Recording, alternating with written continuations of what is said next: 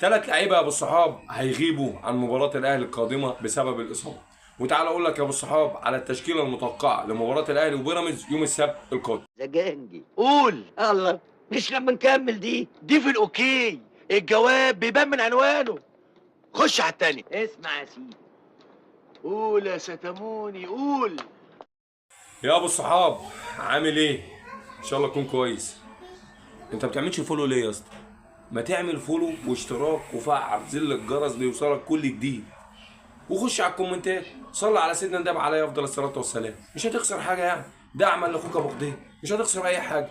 وتعالى اقول لك يا ابو الصحاب الثلاث لعيبه اللي مش هيشاركوا في المباراه القادمه بتاعه بيراميدز.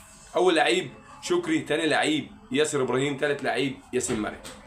اما بالنسبه للتشكيله المتوقعه لمباراه الاهلي وبيراميدز يوم السبت القادم ان شاء الله، هيبقى في حراسه المرمى كابتن محمد الشناوي، من اليمين للشمال محمد هاني، كريم فؤاد.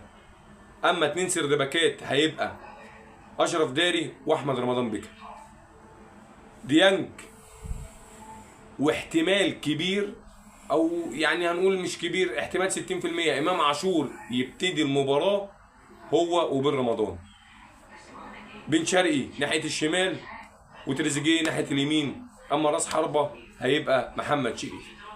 دي التشكيله المتوقعه للمباراه القادمه بتاعه الاهلي وبيراميدز. طبعا انا ما رضيتش اتكلم على المدرب بتاع الاهلي ده، عشان المدرب ده عايز ساعه. بقالنا يومين بنحرق في حوار المدرب بتاعنا ده.